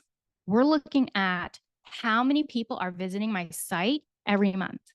And they're going to have different numbers for every page on your site. So you're going to get to see like what your most popular page is, which is super fun. You're going to get to see your least popular page. And we want to see at least 100 people hitting that page every month. So just aim for at least 100 people hitting that page every month. Now, that's just a shot in the dark kind of number with a flashlight. It's not totally in the dark, but it's not totally on point. So what you really want is to look at those numbers and you want to increase the amount of traffic that's showing up on your site month over month, year over year. You will see a drop during the summer. That's a natural thing that happens. People get outside more, they're on their computer less. So if you're seeing the drop in the summer, don't freak out. But all of the other months, we want to kind of see traffic moving up, see the number of people hitting moving up. So your homework is going to be to find out what are the numbers for your website, how many people are landing on that specialty page that you really want to be seeing more clients from. And if there aren't enough people landing there, I got answers for you. So we're basically going to diagnose what the issue is, and then we're going to treat it. And traffic is our number one. We're starting at the top. Okay. So let's say you're getting a consistent number of visitors. It's over 100 every month. If so, cool. We're moving on to the next thing. If you're not, then we're going to focus on here, improving SEO, content marketing, and SEO hacks. That's what our job is going to be. And now you're like, Amber, I don't know how to do those things. And I'm going to be like, don't you worry, because I'm going to show you how to do those things. If we come down here under the fixes, we're going to click on improving traffic. And then I have for you 10 things that you can do to improve your traffic. How freaking cool is that? ChatGPT helped me with it. Okay. So they're going to be things like improving SEO And I've got here what we do to improve SEO. You can also watch our training in the course, just to revisit it. Improve your website speed. Sometimes we make them look so pretty and we put videos on them, but when people log on to the site, it's super slow to load. And I am impatient. If it's slow to load, I'm going to another site. So we do want it to be fast. And that's a pretty easy thing to achieve. Like, we can decrease the quality of the photos that we have on there. Nobody can tell. Decrease the quality of the video in such a way that nobody can tell. And then your website's going to move faster. Optimize for mobile. That sounds so fancy, but literally, literally what we're doing is on your website, on the back end, you'll have a choice to look at it as if you're on a computer monitor, or you click and you can look at it as if you're on a phone.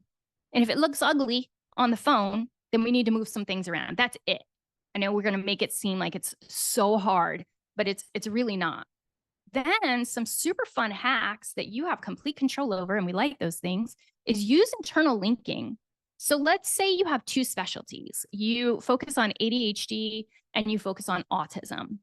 And you have a specialty page for each. And maybe on the ADHD page, you're talking about like, these are frequent experiences of people with ADHD, and you're listing them out. And you might put in parentheses, this can also be a frequent experience of somebody who has autism. And you can learn more about that here. Just put a link it to your other page. This tells Google that your website is like functioning and working well and sharing useful information. So it's something that you can do very, very easily. Okay, so I don't want to go through each one of them because they're here for you, and I will record a training on this, but I just want to show you where the resources are. So I would not do all 10. I would just pick 3. Do 3, but you can look through all 10 just for fun. All right, so let's go back up here to our decision tree. And maybe you've got bomb traffic. You don't need to worry about traffic. You said, like, I don't have to do that. So I'm moving on to the next. The next question is, am I getting enough word of mouth referrals? Are you getting consistent referrals from clients or partners? Yes or no? If no, we need to do better networking. And if yes, move on to the next step. And if you're like, okay, I need to do a better job, then we're going to come right down here to networking. I don't know why I did it out of order. And then you have your 10 ways that you can improve your networking. So just to give you an example, and we've talked about this, right? So we know we have to hit a lot of people to get any sort of response. And when we're talking to them, the place we want to come from is not Marketyville. We want to come from being curious about their practice, asking deepening questions, not yes or no questions, like exactly the stuff we learned in grad school, right? Really getting to know them so that you also then know what kind of conversations are fun with this person, what kind of links would be helpful to this person. Inquire about specific things, like if you send them a referral, do they want you to use your ROI or their ROI? What makes their life easier, right? When you get in touch with them, how would they like you to do that? Do they want you to go through a portal, email, text? What's best for them? Fax? So we're just getting super specific, and then we're creating a reason to follow up with them in 6 to 12 weeks. If you're not following up, the networking is not going to work. The follow-up is super duper important. Okay. All right. Here are the others. Follow up promptly. Sorry, can we talk about follow-up? That's probably like an area with ADD therapists, which is myself, where we're dropping the ball. Do you like, I don't remember that in the marketing program about, I don't, sorry, I'm not trying to throw you off. I'm just. You're not throwing me off, girl. I'm with you. You know how my brain works. It's scattery. So are you asking, like, how do I remember to follow up? Remember to follow up, and taking the, like, for me, my brain might be overcomplicating things, but like, okay, taking the time, so like remembering to put it on my calendar, and then B, also not overcomplicating the follow-up. Okay. Like, because, oh, I want to create something that they're going to be able to use for, but then it takes me 5 hours to create something, and then I never get around to it, or I get halfway through it, and then I forget where I'm doing it, and then I forget to send it. And then, like, it's it's the ADD spiral of my intentions are good, but my follow-up sucks, and I'm halfway through 3 different projects. Well, probably more like 10, but yeah. I relate more than I would like to. So you're into ChatGPT, right? If my memory serves, yeah, you're super into it. Okay. On my phone, I have the ChatGPT on my phone. So after a networking event, I would hop on my phone and I'd be like, hello, I just had a networking event. This was a person's name. These are the things that we talked about. I want you to remind me in 6 weeks to follow up with them. Can you just give me some ideas on some things that I could talk with them about in the follow-up? It will give you the ideas. And then I would, if I remembered, also put it in my calendar. Will I actually remember? Who knows? But Brilliant. Okay, that helps a lot. Yeah, because then I can also talk to Google and tell it to put it in my calendar. Okay, that helps. Thank you. How many of y'all are using AI? Oh, friends. I'm not trying to be, I'm overly enthusiastic about it. What it is capable of doing is insane. And if you would like some AI trainings on ways to be able to shortcut your life and market, we can do that because it's freaking fun as hell. All right, we're going to keep moving. I might even show you some today if we have time. It's ridiculous. All right. Let's go back to our decision tree. So let's say like you're banging, your traffic is great on your website, you're networking, you're following up. All right. Probably you just need to go take a nap after that, right? Because everything's working. Then we're going to check our directory listings because these really should be performing for you. They've invested a lot of money. It's never where I got a ton of private practice leads, but I got enough to warrant paying the $30 a month. So just like Google, you're going to want to go in there and change it up just a little bit. Just change it up a little bit every single month. You can put a reminder in your phone. You could even, we'll talk ChatGPT in a minute. Okay. All right. So then our next question is, when people find you, do they like you enough to schedule a free consultation? So you got the traffic, you've got people like interested in you, your referral sources are sending them to your website, for example. Are they turning into clients? So if you've got, as Christine was like, she's got 1,000 people visiting that page. I may have made that number up. If she's not getting referrals from there, then we need to fix something, right? Because the traffic is really good. So then we're going to ask ourselves, in Christine's case, this does not apply because she just needs to tweak a small thing. But what most of us will ask ourselves is my copy clear, engaging, and targeted to my ideal audience? Yes or no? If no, we're going to do a better job addressing the pain points, the hope points, the bridge, and make sure that we have a bunch of buttons that say schedule your free consultation right now, a bunch of them. We can't just have one at the bottom of the page. Okay. Are visitors scheduling consultations at a healthy rate? 2 to 5% of your visitors who land on a page with a call to action of schedule your free consultation should be scheduling. This is easy for you guys to look at because you can just go in the back end of your analytics and look how many people came to my page this month. Did 2 to 5% of them schedule free consultation? That's actually kind of a fun one because it's easier to look at. And if not, then we need to improve the user experience on our website. So maybe we need to make it load faster. Maybe we need to improve the copy. So then if we are seeing like our consultations aren't happening, or perhaps they're coming to the consultation, but then they're not. My bad, I got excited. Let's go back. So if the problem is they're landing on our website, but they're not scheduling the free consultation, then we're going to go through and improve. So we're going to do a better job highlighting. We're going to make sure that the headlines are directly addressing the problems our clients face. We have to give specific examples, even if it doesn't apply to every one of your clients. Specificity evokes emotion. So if you're saying like, you know, sometimes you end up with all these things planned for the day, and yet you find yourself having lost 3 hours to scrolling Instagram.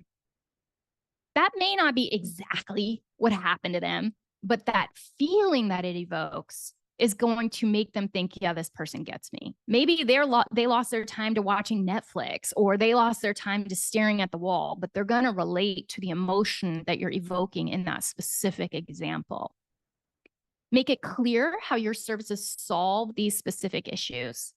So if you say, you're staring at the wall, you're losing time, then what we want to say when we talk about the bridge or the hope point is, you deserve to have all the hours in your day. You deserve to feel good at the end of the day about what you were able to accomplish and how you felt moving through your day. You don't have to dissociate for hours at a time anymore. In our work together, I'm going to help you recognize the easy ways that you can eliminate the triggers that send you into these dissociative episodes. And then we're going to dive deeper into some of the patterns happening in your life that may be leading you to be susceptible to these kind of dopamine hits.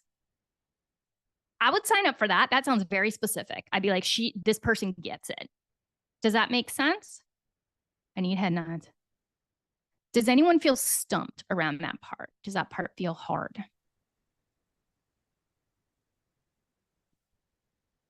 Good? Okay. I have a question. Is this a document that we're going to be able to print out? I missed the first 10 minutes. I'm sorry. Yeah. Oh, You can okay, print good. it out, and you can am I also make taking a notes? copy. Okay. Yeah, you can make a copy as well and like add in your own stuff if you want to too. Oh, great. Thank you. Okay. Let's go here. So you see how the document works, right? As we're going through the decision tree up here, right here, clients finding you, that's traffic and referrals. When they find you, do they like you enough? If they're not converting into consultations from your website, we got to adjust either the copy or like the user experience. Maybe the page is taking forever to load. Maybe the page is ugly. We're going to find out in part by finding out if we're getting those consultations. And word of mouth referrals. So if your referral partners are like, yeah, I keep referring people to you, but you never hear from these people. And I mean like never hear from them. Sorry. Then they might not be doing a good job talking about you. And they might need some help learning how to share referrals. It would be hard to have that conversation and be like, listen, you're not conveying very well to these people why they should follow up with me. Instead, I would create a URL for that person and be like, here, you can give them this business card with this URL. And I would introduce myself on video on that URL and be like, hi, here's what I do, so that you can convey the value of your work. And that may already be on your website. Maybe you already have an intro video on your website and you just give them a URL, a QR code to that URL. If clients are not showing for your consultation, then here are some steps that you can take to make sure that they show up. And Robin and I were talking about people no showing the consultation. And that's almost always going to be around messaging. So it's scary as hell to start with a therapist, right? And maybe they signed up with a bunch of people. You want to be the best of the people that they scheduled. And so you want to say, immediately have an autoresponder that says, thank you so much for getting in touch. Here what the next steps are going to be. Take care of them just like they were your client. And you can do this in just really nice messaging. They should also get a reminder that the appointment is coming. I like a reminder the day before and then like an hour before to remind them that it's coming. And in that reminder, I want to say some nice shit that's in line with my personality so that they show up. Like, hey, you've taken a brave step. I know that it can be hard to like set the appointment, and sometimes it's even harder to show for the appointment. I'm really excited to help you figure out what might be the next best step for you, or whatever is in line with what you might say. Is everybody doing that already? You have reminders for your free consults and some messaging that's in your personality? Good. Excellent. Now they've come to the consultation. Are they turning into clients? Now, ChatGPT said that we should have like a 20 to 40% conversion rate from the consultation. I think that one's a little bit tricky because I ended up referring out like 60% of the people who came into my consultation because I didn't feel like they were a good fit, or because they couldn't afford the rate, or they really wanted to use insurance. So some of this is a little bit more of a gut check. if your consultations aren't converting at the rate that you think they should, please go back and do the free consultation training in the course. That is like the best marketing you can do, is to do an amazing free consultation. So is anyone having trouble with your free consultations converting? Like, you thought it went well, you're like, let's roll, but then the people aren't showing up. Good. Excellent. If that comes up, please check out our decision tree. I find myself rushing because I really want to show you ChatGPT. All right. Make sure that you schedule your free consultation in the free consultation. So if you're feeling like it's a good fit and they feel like it's a good fit, schedule that stuff. And the sooner you can schedule it, the more likely they are to show up. So scheduling them 3 weeks out, not ideal. Scheduling them within 2 to 5 days, they're much more likely to show for that appointment. And then we have all sorts of goodies that you can do if they're not showing. And that is here. So you just click to the fixes on the problem that you're trying to solve, and you'll see 10 steps for each one. Okay. I have the same here for improving your content marketing, and the same here for improving networking. And we've talked quite a bit about this. I just want to see if there's anything that I didn't say. Leverage social media is on here.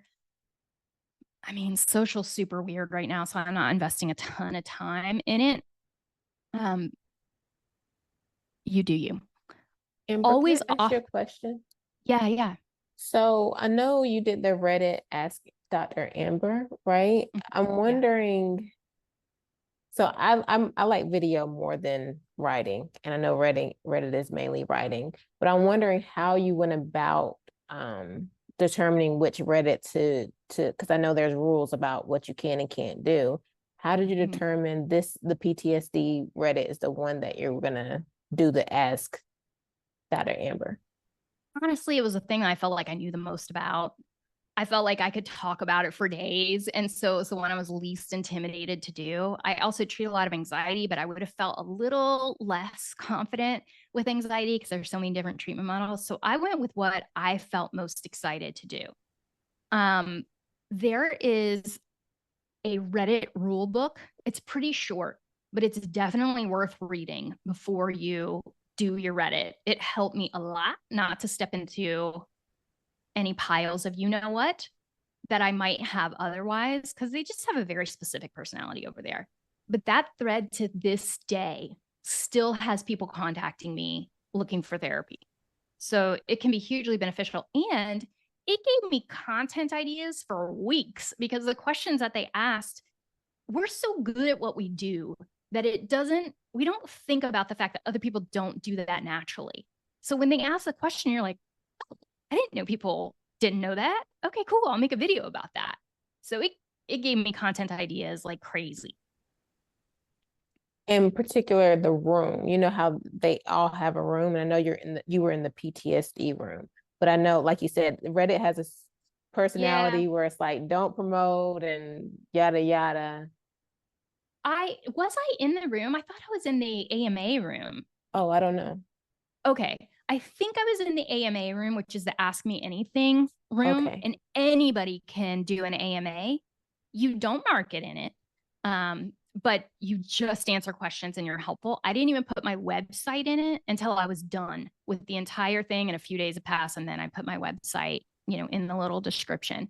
But you can sometimes get into a room that already exists, like if there's a PTSD group, but it's hard to get in there, and you kind of need to have existed on Reddit for a while before they're going to let you come in there, because they're so used to marketers that they don't want to do anything. But you could always ask, like, hey, you could contact them. Yeah, this is what I do. I contact the moderator of the room and be like, hey, I'm a therapist. I'm doing Ask Me Anything on this thread on this day. If you think it would be useful to any of your people, I'm not going to be doing any marketing in there or anything like that. I'm just going to be answering questions. I'm not a guru. I just know things from my own perspective, experience, and training, but I can be as helpful, as I can be. If your people would be interested, I just wanted to let you know. That's awesome. Because I was like, I mean, writing is not my thing, but I know Reddit, in my opinion, has been showing up more than YouTube. And so I was Yeah. like, it seems like a no-brainer as far as doing something over there. But I just wasn't Yeah. sure where to start because it is intimidating. It is intimidating. Yeah. And if you take the anti-guru stance, you're going to be gold. That was the most important lesson for me to go in with. Like, don't try to act like you know everything. Okay. Any other questions before I switch gears and show you some shortcuts via ChatGPT? I have a Okay, quick cool. question. Well, Yeah. okay, it's quick. Do you still have the same opinion on starting a Facebook group as you did maybe in the last year, that they're just kind of a pain in the butt and not really, it just takes more time moderating, just for kind of list building? Yeah. I'm thinking specifically of this book club, like if I created like a book club for therapists Facebook page or something like that. How old are your people? How old would the target market be? If I made one that was for therapists, it would be RA, whatever, any Yeah. 25 to 75 thing. Yeah, you know what? I would be willing to make a group for that. Facebook has really they're promoting new groups more than old groups, so you might be able to catch some wind there. Like if you look at Anna Walker's group, her copywriting group, it's blown the heck up, and it was because it was a newer group and she had a ton of engagement. So new groups are doing better than old groups, and Facebook has also buckled down a lot on the rules, so there's not as much drama in the Facebook groups as there used to be. So that's also, but in your case, I would have the Facebook group and I would also have an Instagram account that was about that specific subject, about IFS, for example. Could even be like IFS for therapists and the average person. Choose a better word. Yeah. Okay. Yeah, I'd have to figure out. Yeah. Yeah, ChatGPT who I'm targeting specifically. Right. Okay. Good segue. Segue, y'all. I am using ChatGPT every single day, many times a day. So I'm going to log in and show you a little bit about what you can do. ChatGPT helped me come up with this entire presentation. You can see over here all of the conversations I've had with it, and I'm going to show you something hilarious. So where was I when I was here? So this is the conversation I was having with ChatGPT about creating this content. And in the middle of it, I get a text from my mom, and she says, "Quick, Google how many Benadryl a dog of 70 pounds should get." And I don't know if you guys have ever tried to do the math on that, but it's like super complicated. And so I'm in the middle of this and I segue. I'm like, "Hey, ChatGPT, my mom is asking me how many Benadryl to give her dog. He's 70 pounds. And it immediately was like, "Here's the formula. Here's how much you need to give it." I copied it, put it in the text, sent it to my mom, and moved on with my life. Her dog got stung by some hornets. It's freaking awesome. I did double check just to be sure that it was accurate, but it was great. So I'm going to show you a couple things. Sorry, I'm probably making you dizzy. So I said to it this: auditing your marketing efforts should be the name of this chat. And then I described what I'm trying to do. And I said, "Can you give me a structure that I can fill in for them?" And here is a structure that it gave to me. Are you kidding me? I put in a paragraph. And then I was like, "What the conversion rate doesn't make sense to me. Is that based on products or services?" And then it went on to give me all of this information. It is, if you are not learning how to use AI, I know I feel strongly about this, take it or leave it. We're not going to get replaced by AI, but you will be replaced by somebody who knows how to use AI better than you. I really feel strongly that we need to know how to use it. Let me find, I also have it help me with cooking all the time. So you'll see, like, I run into a cooking issue. This recipe tastes weird. It tastes like this. I need it to taste like this. What should I do? It tells me what to do. I want to get one that is going to be super specific for you guys. Well, we'll just do a new one. Let's do a new one. So let's say that I work with therapy clients who struggle with anxiety. I want to create some social media posts, Facebook, Instagram, LinkedIn, etc., that will encourage, that will educate, inspire, and encourage them. Some of those posts should have a call to action that gets engagement. Some of those posts should lead them to my website. Go. Let's see what it comes up with.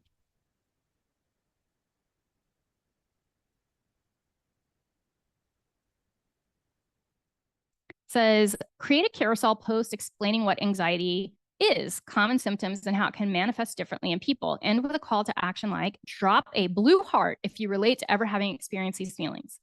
Okay, I'm going to let it finish, but then I really don't feel like that gives me enough to be able to do the thing. I want it to give me the answer.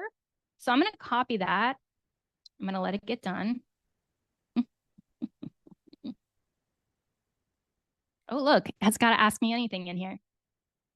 All right, so I can say, I love this first one. Can you give me some examples of posts that I can make with it? I'm going to just paste it in there. Yeah, we'll just go simple.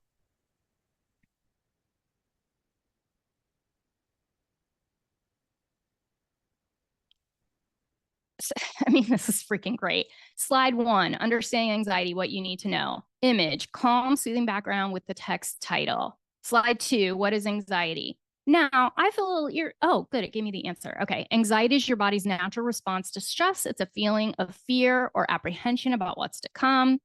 And now let's say there's something you don't like about this. Let's say I could copy this and say, I like the idea, but I want it to be more specific. Can you provide some examples of people feeling anxiety that my clients could relate to?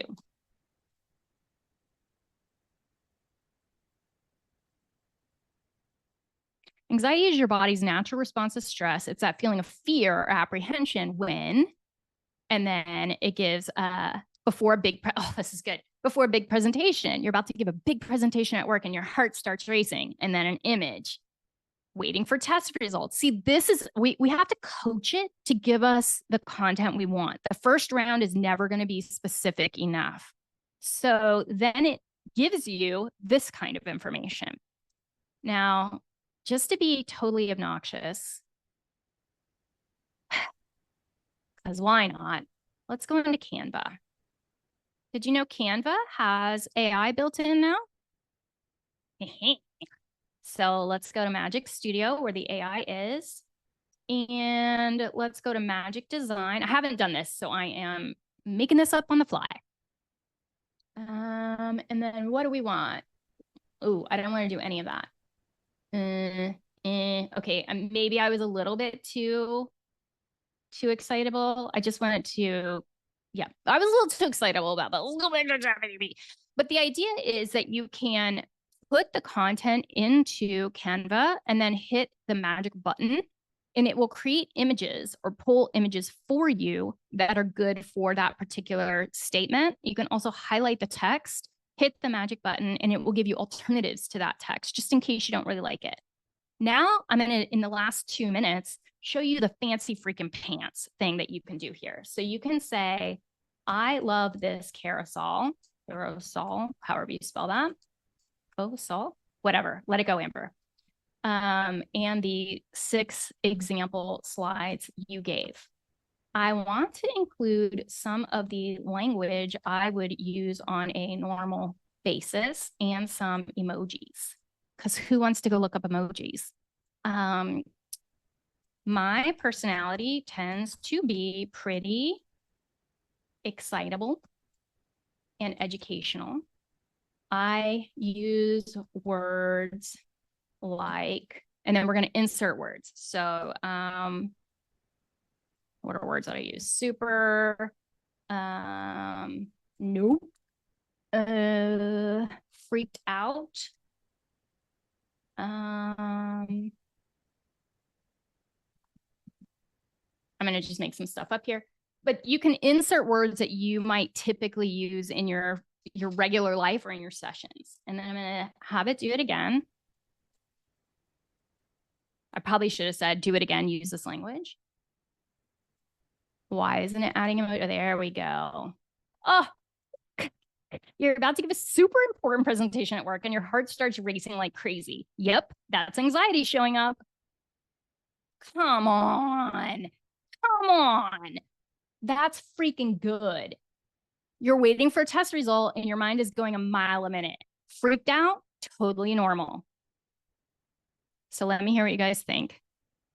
I see Leah. Go ahead, Leah. So all I had to do to get this stupid ChatGPT thing to work is say I use words like da da da da da, and then it doesn't sound totally cheesy anymore. Yes. Where were you like 6 months ago on that? Sorry. I could not train the damn thing, and I was getting so frustrated because I could not make it sound like me for anything in the world. Yeah. Yeah. You can even train it. There's a behind the scenes way that you can train specific chat GPTs for different clients. So let's say that, you know, you tend to be really, I don't know, like intellectual with your narcissistic patients. And so you want all of your messaging to be like that. You can have one chat GPT that creates all your social media in that tone. And then another one, if you work with adolescents, that you've trained in a different tone, and it will write all of your stuff with that tone. I can't even tell you the number of hours that it saves me in my life. And like Laura, I have 20 million ideas and I'm chasing 20 million rabbits all the time. And it helps me get to the finish line with things so I can close the loop and move on to my next exciting idea. So if I have like so Stephanie helped me, I can't think of her last name right now. Feld, thank you. Help me write my homepage and my about page, and they are like infinitely better. If I basically took my homepage and dropped it in there and said, write a blog post for this person using this language, it would then be able to make a blog that sounds like me and not. Yes, ma'am. Okay. And you can even give it feedback. Like you could pull a paragraph and say, what I like about this is blank. What I don't like about this is blank. I'd rather it be more like this.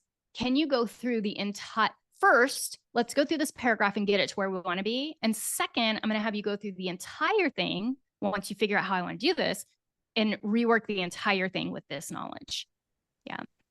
It will also do your email sequences. You know, like, there's a difference between using AI generatively and editively. I made that word up. You don't want to take what AI gives you and slap that on your website. You do want to go back through it, but I use it at the beginning and the end-ish of my process. I use it to help me create a structure, because often my brain is not good at the structure. And then I will go in and fill in the blanks. And then I have it help me organize it one more time or shorten it. A lot of my stuff, surprise, is too long. So it'll succinct things up for me. It's magical. I'm really obsessed. Other reflections, thoughts, questions, last minute somethings about our meeting today. Oh, let me give you a link to this. Mm-hmm. How are you feeling about yes, let's do next steps. What are your next steps? Pop them in the chat. Based on our conversation today, what are your next steps? And I'm going to pop the link to this down here. I'll also send it out in email.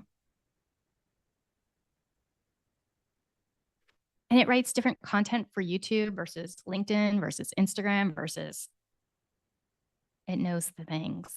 Well, I will say that, Amber, it's helpful that you had this meeting. I will be honest that all of this can be very overwhelming because it's like you deep dive into one area and it gets bigger and bigger and bigger.